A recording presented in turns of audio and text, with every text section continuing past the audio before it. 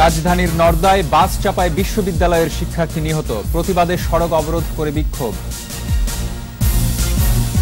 14 ঘন্টায় আবারও রক্তাক্ত রাঙামাটি, বাঘাইছড়ির পর বিলাইছড়িতে গুলি করে আওয়ামী লীগ নেতাকে হত্যা। নরসিংদীতে দুদল গ্রামবাসীর সংঘর্ষে নিহত 2, সুনামগঞ্জে ইউনিয়ন আওয়ামী লীগ নেতা খুন।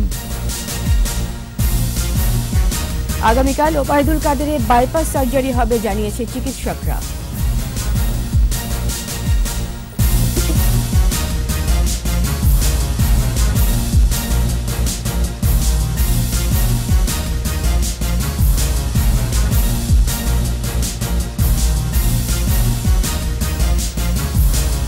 শুনছিলেন ফার্স্ট সিকিউরিটি ইসলামী ব্যাংক লিমিটেড সংবাদ শিরোনাম। আমন্ত্রণ জানাচ্ছি দুপুর 2টার 21 সংবাদে। আপনাদের সাথে আছি আমি রক্তিম ত্রিপুরা এবং আমি রীতা চৌধুরী। এছাড়া সংবাদে আরও থাকছে। স্বাধীনতা সংগ্রামের প্রথম সশস্ত্র প্রতিরোধ দিবস আজ, গাজীপুরে সে অগ্নিশিখা ছড়িয়ে পড়ে সারা দেশে।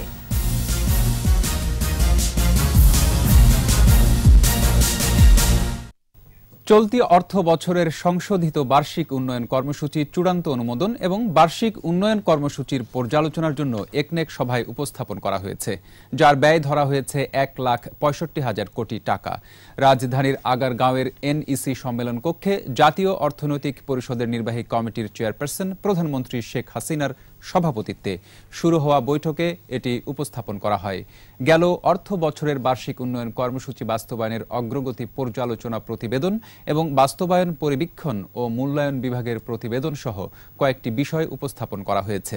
2018-19 অর্থ বছরে সংশোধিত বার্ষিক উন্নয়ন কর্মসূচির আওতায় মোট প্রকল্পের সংখ্যা দাঁড়িয়েছে 1,916টি।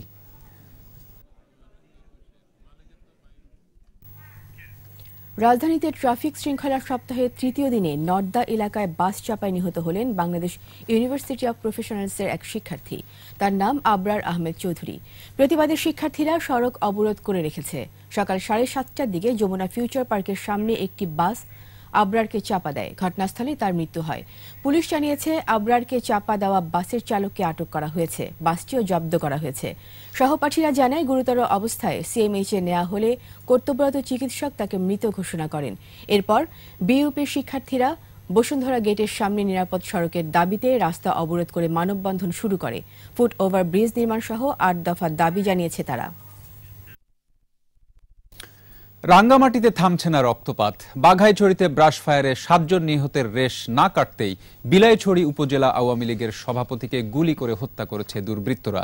এদিকে বাঘাইছড়িতে অভিযানে রয়েছে সেনাবাহিনী ও বিজিবি। প্রতিনিধি ছত্রং চাকমার সহায়তায় আরো জানাচ্ছেন রাশেদুল আলম রাসেল। রাঙ্গামাটির বাঘাইছড়িতে সন্ত্রাসী হামলায় নির্বাচনী কর্মকর্তা সহ 7 জন খুনের ঘটনার 14 ঘণ্টা পর এবার বিলাইছড়ি উপজেলায় রক্ত ঝরল।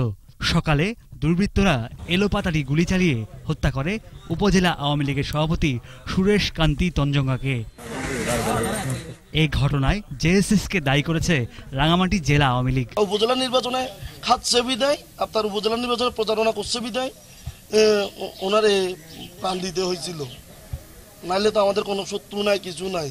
এদিকে গতকাল বাঘাইছড়িতে নিহতদের ময়না তদন্তের জন্য মৃতদেহ নেওয়া হয়েছে খাগড়াছড়ি সদর হাসপাতালে। হতাহতের ঘটনায় এখন থমথমে পুরো এলাকা। হামলা কারা ঘটিয়েছে তা তদন্ত করছে প্রশাসন। বিষয়টাকে আমরা খুব সিরিয়াসলি দেখছি এবং সবখানে আমাদের সকল জায়গাতেই আইনশৃঙ্খলা বাহিনীর তৎপরতা এবং টহল জোরদার করা হয়েছে। তবে এখনো কোনো মামলা হয়নি। জড়িতদের ধরতে সেনাবাহিনী ও বিজিবির যৌথ অভিযান চলছে। তারা উৎপেতে বিভিন্ন জায়গায় উৎপেতে থাকে, যখন দেখা যাচ্ছে 1 দিন 2 দিন 3 দিন 4 দিন 5 দিন এ ধরনের সুযোগ অথবা 20-50 জায়গায় অ্যাটেম্প নিয়ে হয়তোবা একটা জায়গায় সাকসেসফুল তারা হয়। এটাকে জেনারেলাইজ না করে এটা বিচ্ছিন্নভাবে আমরা চিন্তা করছি এবং এর প্রেক্ষিতে আমরা আমাদের পরবর্তীতে যে এগুলো অ্যাকশনগুলো হবে, পুলিশি এবং আইনশৃঙ্খলা বাহিনীর যে অ্যাকশনগুলো হবে, এটা খুব দ্রুত এবং ত্বরিত হবে এবং এই ঘটনার সঙ্গে যারা জড়িত তাদেরকে কোনো অবস্থাতেই আমরা ছাড় দেব না। হামলায় আহতদের মধ্যে গুরুতর 7 জনের চিকিৎসা চলছে ঢাকার সিএমএইচে। রাশেদুল আলম রাসেল, 21 টেলিভিশন। নরসিংদীর রায়পুরায় আধিপত্য নিয়ে বিরোধের জের ধরে দুদল গ্রামবাসীর সংঘর্ষে গুলিবিদ্ধ হয়ে 2 জন নিহত হয়েছে, আহত হয়েছে আরও 10 জন। পুলিশ জানায় মির্জারচর ইউনিয়ন পরিষদ নির্বাচনের পর আওয়ামী লীগের বিজয়ী চেয়ারম্যান জাফর ইকবাল মানিক ও পরাজিত চেয়ারম্যান ফারুকুল ইসলামের সমর্থকদের মধ্যে বিরোধ শুরু হয়। এ নিয়ে আগেও দুপক্ষের সমর্থকদের মধ্যে দফায় দফায় সংঘর্ষের ঘটনা ঘটে। সকালে পরাজিত চেয়ারম্যান ফারুকুল ইসলামের সমর্থকরা মানিকের সমর্থকদের উপর হামলা চালায়। এ সময় 7 জন গুলিবিদ্ধ হয়। আহতদের নরসিংদী সদর হাসপাতালে নেওয়া হলে চিকিৎসক 2 জনকে মৃত ঘোষণা করেন। আহতদের বিভিন্ন হাসপাতালে চিকিৎসা দেয়া হচ্ছে। সুনামগঞ্জের জাহাঙ্গীরনগর ইউনিয়ন আওয়ামী লীগের সাধারণ সম্পাদক জয়নাল আহমেদ ছুরিকাঘাতে নিহত হয়েছেন। এই ঘটনায় 4 জনকে আটক করেছে পুলিশ। সকালে এলাকার একটি প্রাথমিক বিদ্যালয়ের পাশের সড়ক থেকে জয়নালের মৃতদেহ উদ্ধার করা হয়। তার শরীরে ছুরিকাঘাতের একাধিক চিহ্ন রয়েছে। আটক ব্যক্তিরা হলেন সেলিম, শাহেনশাহ, সাগর ও রবি আহমদ। তাদের মধ্যে রবি জয়নাল আহমেদের ব্যবসা প্রতিষ্ঠানের কর্মচারী। আটক ব্যক্তিরা জয়নালকে হত্যার কথা স্বীকার করেছে বলে জানিয়েছে পুলিশ। হত্যাকাণ্ডে ব্যবহৃত ছুরি উদ্ধার করা হয়েছে।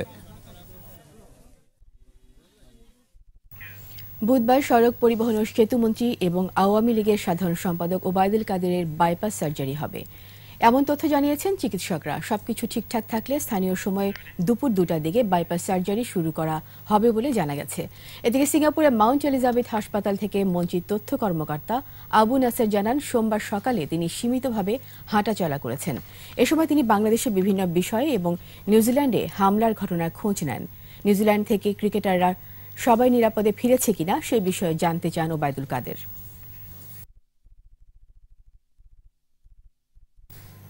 বিশেষ আয়োজন উত্তাল মার্চ।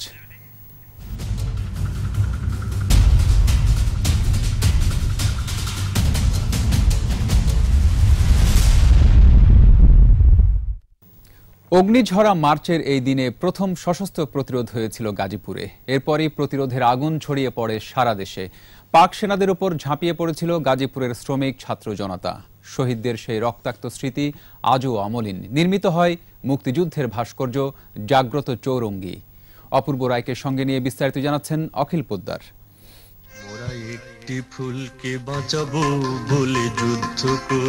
জয়দেবপুরের ভাওয়াল রাজবাড়িতেই ছিল ইস্ট বেঙ্গল রেজিমেন্ট। সেনানিবাসের অধিনায়ক ছিলেন লেফটেন্যান্ট কর্নেল মাসুদুল হক খান।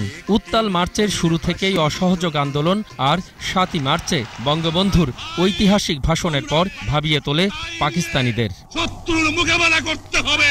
কৌশলে বাঙালি সেনাদের নিরস্ত্র করতে অস্ত্র জমা দেওয়ার নির্দেশ দেয় ঢাকা ব্রিগেড সদর দপ্তর। পাকিস্তানিদের মতলব বুঝতে পেরে বাঙালি সেনারা ছাত্র শ্রমিক জনতাকে সঙ্গে নিয়ে জয়দেবপুর অবরোধ করে রাখে। পাকিস্তানি সেনা ব্রিগেডিয়ার জাহান জাবের দল 19শে মার্চ গাজীপুর রেল ক্রসিং এর কাছে মুক্তিকামী বাঙালির উপর গুলি চালায়। তাদেরকে প্রতিহত করতে ঝাঁপিয়ে পড়ে সর্বস্তরের মানুষ। 7ই মার্চের ভাষণের পরে যে আমাদের কি লক্ষ্য, আমাদের কি করতে হবে, এটা আমরা বুঝে যাই। তখন সমস্ত গাজীপুরের মানুষ, আশেপাশের শ্রমজীবী মানুষ, তারা সেখানে জড়ো হয়। জয়দেবপুর রেলগেট, চান্দনা চৌরাস্তা সহ আরো কটি স্থানে সশস্ত্র যুদ্ধে শহীদ হন হুরমত, নিয়ামত, কানুমিয়া, মনো খলিফা। হুরমত পিছন থেকে এক পাঞ্জাবি সৈন্যকে আক্রমণ করে তার কাছ থেকে রাইফেল কেড়ে নেয়, কিন্তু হুরমত গুলি করার আগেই এর পিছনে যারা পাঞ্জাবি সৈন্য ছিল সে তার মাথা তাক করে গুলি করে। বাঙালির প্রথম সশস্ত্র প্রতিরোধের স্মৃতি অমলিন রাখতে 1973 সালে নির্মিত হয় মুক্তিযুদ্ধের প্রথম ভাস্কর্য জাগ্রত চৌরঙ্গী। 73 সালে জয়দেবপুর সেনাবাহিনী তখন পরবর্তী পর্যায়ে মেজর জেনারেল আমিন আহমেদ চৌধুরী তার নিজস্ব উদ্যোগে এটা তৈরি। মাননীয় প্রধানমন্ত্রীর কাছে এটা দাবি জানাই যাতে 19 মার্চটাকে রাষ্ট্রীয়ভাবে পালন করা হয়। বঙ্গবন্ধুর ডাকে সাড়া দিয়ে মুক্তিযোদ্ধাদের আত্মবলিদানের ঘটনা সেদিন ছড়িয়ে পড়েছিল দেশের সবখানে। পাক বাহিনীর বিরুদ্ধে জেগে উঠেছিল জনতা। রাষ্ট্রীয়ভাবে পালন করলেই যারা খলনায়ক হিসেবে রাষ্ট্রের মুক্তিযুদ্ধের ঘোষক শাস্তি চায় তাদের আর কোনো অবস্থান থাকবে না। প্রথম সশস্ত্র প্রতিরোধের দিনটিকে জাতীয়ভাবে স্বীকৃতির দাবি বিশিষ্ট জনদের। 71-এর অগ্নিঝরা মার্চে প্রথম প্রতিরোধ যুদ্ধ শুরু হয়েছিল এই জয়দেবপুর চৌরাস্তা মোড় থেকে, যা আগুনের লেলিহান শিখার মতোই সারা দেশের মুক্তিযোদ্ধাদের কাছে পৌঁছে গিয়েছিল সেদিন। জয়দেবপুরের পথ ধরো, বাংলাদেশ স্বাধীন করো, এমন স্লোগানে স্লোগানে মুখরিত হয়েছিল বাংলাদেশের প্রান্তর থেকে তেপান্তরে। অখিল পোদ্দার, 21 টেলিভিশন, জয়দেবপুর চৌরাস্তা, গাজীপুর। নিচ্ছি ইসলামী ব্যাংক বিরতি। যখন ফিরছি তখন অন্যান্য খবরের সঙ্গে আরো থাকবে। রংপুরে বাস কাভার্ড ভ্যান সংঘর্ষে নিহত 3, আহত আরো 2 জন। সুনামগঞ্জের নলুয়া হাওরে সাধারণ কৃষকদের ব্যতিক্রমী উদ্যোগ, নির্মাণ করেছেন 3 কিলোমিটার পাকা সড়ক। আবার আমন্ত্রণ দুপুর 2টার 21 সংবাদে। রংপুরে পীরগঞ্জ উপজেলার রংপুর ঢাকা মহাসড়কে বাস ও কাভার্ড ভ্যানের সংঘর্ষে হেলপার সহ 3 জন নিহত হয়েছে। এ সময় আহত হয়েছে আরো 2 জন। সকালে রংপুরে পীরগঞ্জ ও গাইবান্ধায় ধাপেরহাট সীমান্তবর্তী এলাকায় 5 স্টার মোড়ে দুর্ঘটনা ঘটে। ঢাকা থেকে আসা রংপুরগামী জাকির পরিবহনের যাত্রীবাহী বাস 5 স্টার মোড়ে পৌঁছলে রংপুরগামী কাভার্ড ভ্যানের সাথে বাসটির ধাক্কা লাগে। এতে যাত্রীবাহী বাসের হেলপার সহ 3 জন নিহত হয়, আহত হন 2 জন। পরে ফায়ার সার্ভিস কর্মীরা মৃতদেহ উদ্ধার করে আহতদের পীরগঞ্জ হাসপাতালে ভর্তি করা হয়। নিহতদের পরিচয় এখনও জানা যায়নি। সরকারি অর্থায়নে ফসল তোলার ডুবো সড়ক নির্মাণ না হওয়ায় নিজেদের উদ্যোগে 3 কিলোমিটার পাকা সড়ক নির্মাণ করেছে সাধারণ কৃষকরা। তারা বিশ্বাস করে যথাযথ কর্তৃপক্ষের নজরে এলে তবেই পুরো সড়কটি চলাচলের উপযোগী করে নির্মাণ সম্ভব হবে। সুনামগঞ্জের নলুয়া হাওড়ের ব্যতিক্রমী এই উদ্যোগের খবর জানাচ্ছেন মোহাম্মদ নুরুন নবী, ছবি তুলেছেন তপু শাহিন মিয়া।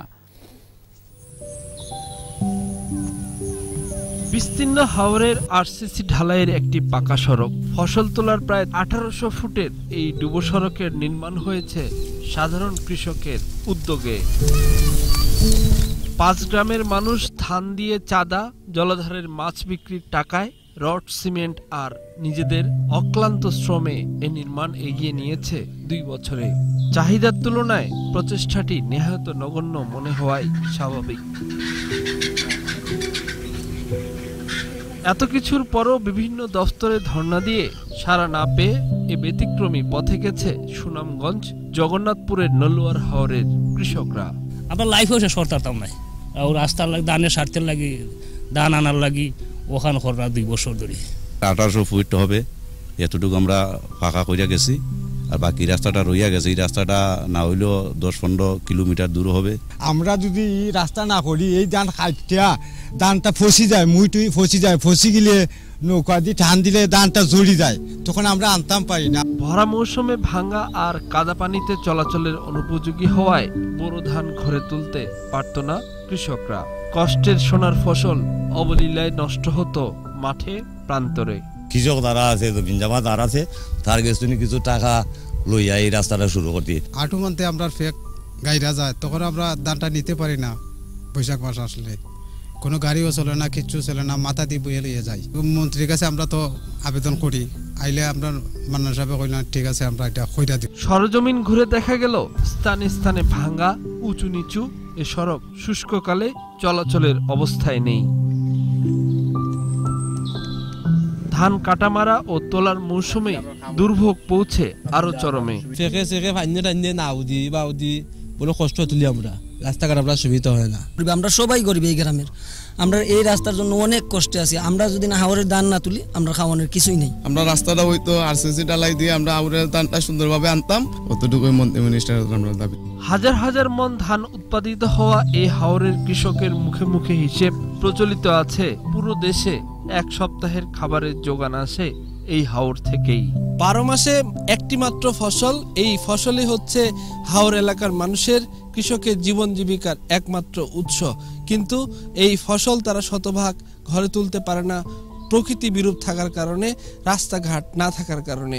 নলুয়ার হাওরের এই কৃষকরা নিজেদের প্রচেষ্টায় রাস্তা তৈরির কাজটি শুরু করেছে, কিন্তু তারা চান এটা যেন রাষ্ট্রীয়ভাবে হয়, সেই ব্যবস্থা যেন তাদের রাষ্ট্র করে দেয়। মোহাম্মদ নুরুন নবী, 21 টেলিভিশন, নলুয়ার হাওর, জগন্নাথপুর, সুনামগঞ্জ। এবার আমাদের সাপ্তাহিক আয়োজন সোশ্যাল ইসলামী ব্যাংক লিমিটেডের সৌজন্যে জনসচেতনতা।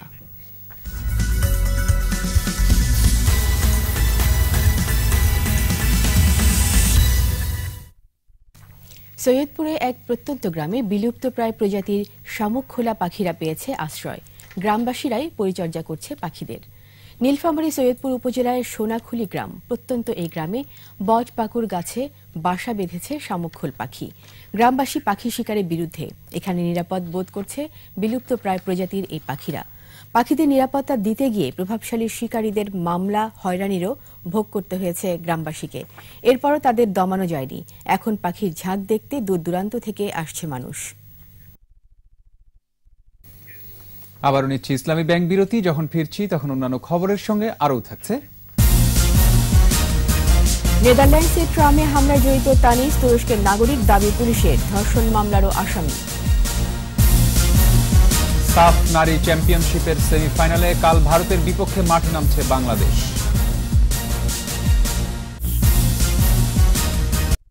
আর এর সাথে শেষ করছি দুপুর 2টার 21 সংবাদ। যাবার আগে ফার্স্ট সিকিউরিটি ইসলামী ব্যাংক লিমিটেড সংবাদ শিরোনামগুলো আরো একবার।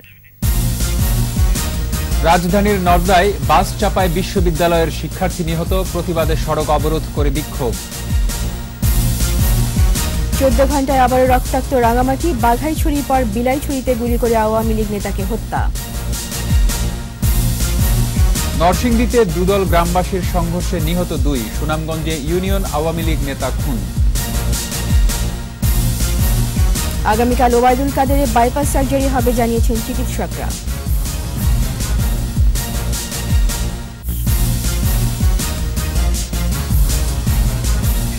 সর্বশেষ খবর জানতে ডায়াল করুন 2021 নম্বরে আর ভিজিট করুন 21-tv.com ওয়েবসাইটে। এছাড়া ফেসবুকে ভিজিট করতে পারেন facebook.com/2124 অনলাইনে। 6টায় আমাদের চট্টগ্রাম সংবাদ দেখার আমন্ত্রণ রইল। ধন্যবাদ সবাইকে। ধন্যবাদ।